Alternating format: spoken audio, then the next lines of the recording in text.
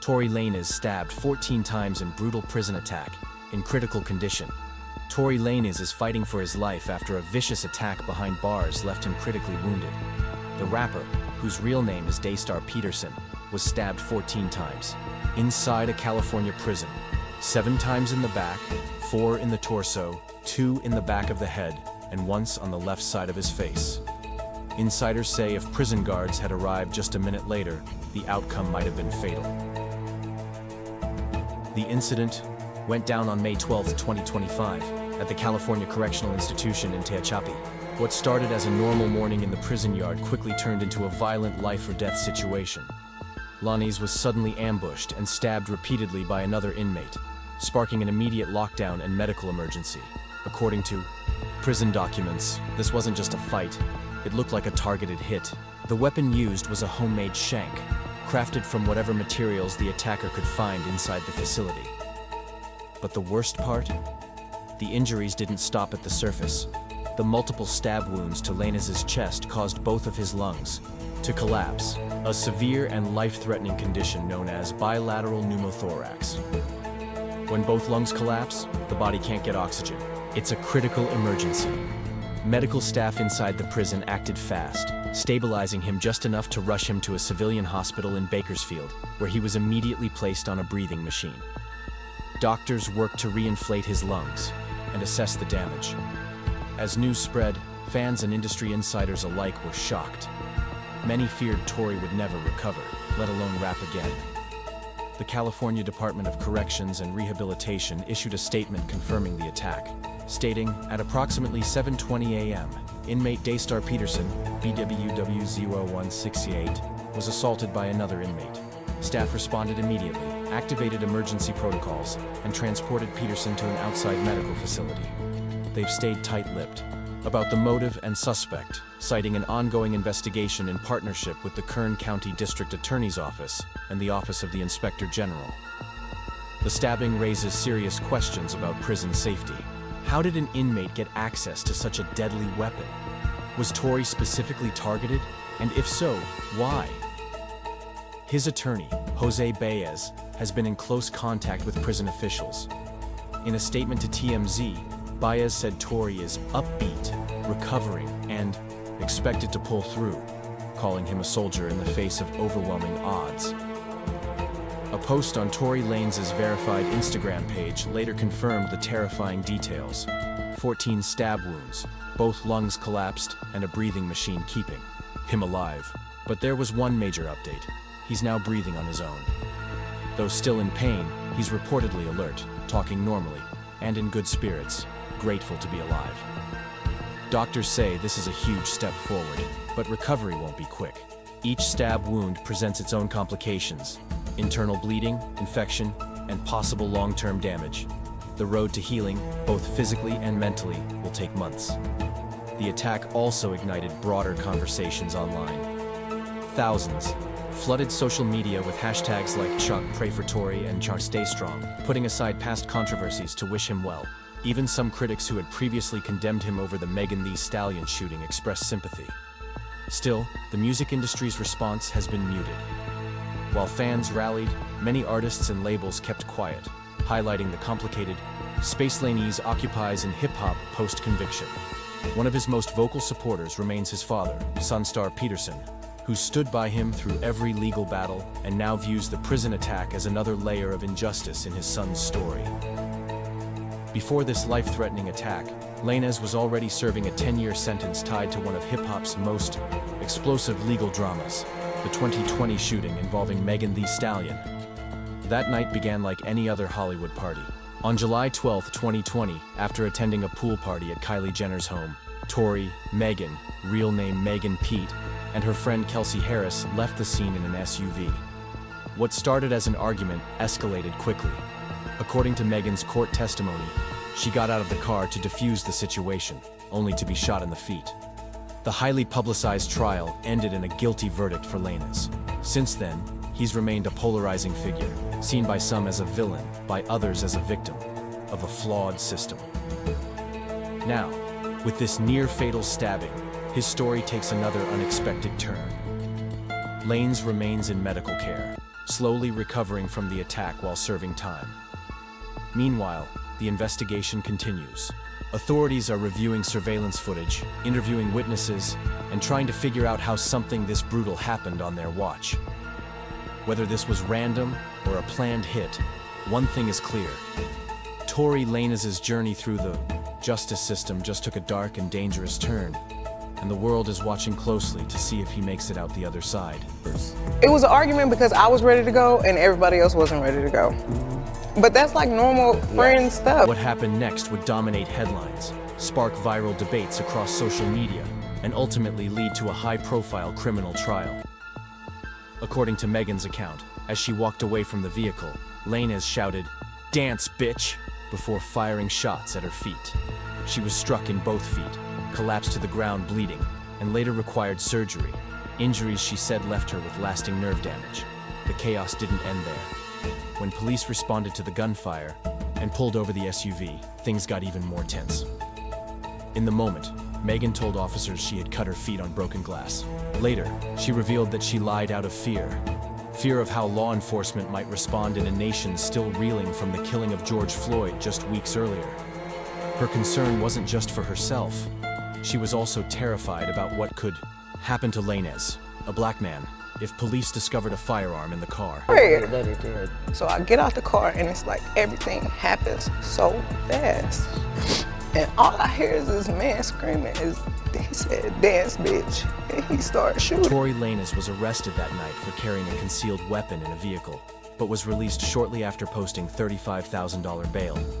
At the time, the full story behind the incident wasn't yet public. That changed on August 20th, 2020, when Megan Thee Stallion took to Instagram Live and directly named Lanez as the person who shot her, a revelation that sent shockwaves through the hip-hop world and beyond. As the case unfolded, it divided both the streets and the music industry.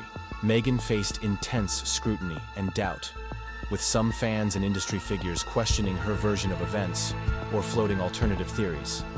Meanwhile, Lanez maintained his innocence from the start, even releasing an entire album in September 2020 titled Daystar, where he addressed the allegations and shared his side of the story.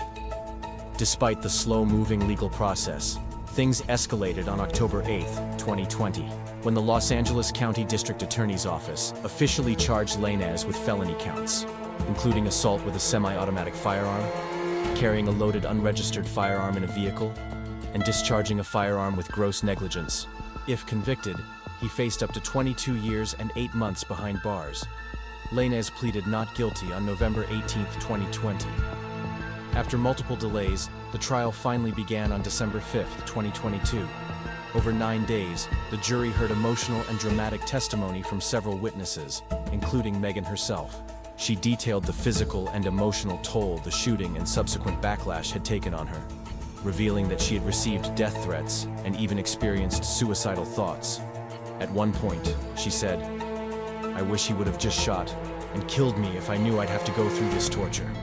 Just shoot me and kill me." Kelsey Harris, Megan's former friend who was present during the incident, also took the stand under immunity. Her testimony was inconsistent at times, but prosecutors played a prior recorded interview in which she clearly identified Lanez as the shooter. The jury also heard from a detective who supported Megan's account, including the chilling detail that Lanez had allegedly yelled, "Dance, expletive, dance," while firing. Another witness, who saw the incident from his window, described seeing a shorter man shooting near a woman, though his version lacked some clarity. Lanez declined to testify in his own defense. His legal team argued that Kelsey Harris, not Lanez, was the real shooter, suggesting jealousy over Lanez's involvement with both women. They also questioned Megan's credibility, pointing to her initial false statement to police and implying she had career-related motives. After 2 days of deliberation, on December 23, 2022, the jury returned a verdict: guilty on all 3 counts. Emotions ran high in the courtroom.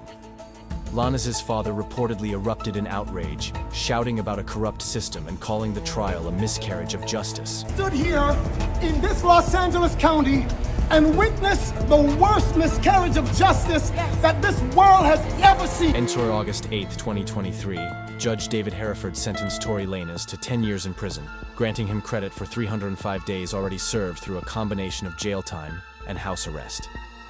Prosecutors had pushed for a 13-year sentence, pointing to what they described as Lanez's deliberate spread of misinformation and the threat he posed to public safety. Meanwhile, his defense team requested probation and substance abuse treatment in place of prison time. During the sentencing hearing, Lanez addressed the courtroom with a statement that expressed remorse, but stopped short of fully admitting guilt in the shooting. "If I could turn back the series of events that night and change them, I would," he said. "I want to apologize to everyone in this courtroom, the court itself, and Megan. I am everything but proud of myself." The court also imposed a protective order requiring Lanez to stay at least 100 yards away from Megan Thee Stallion and to have no contact with her.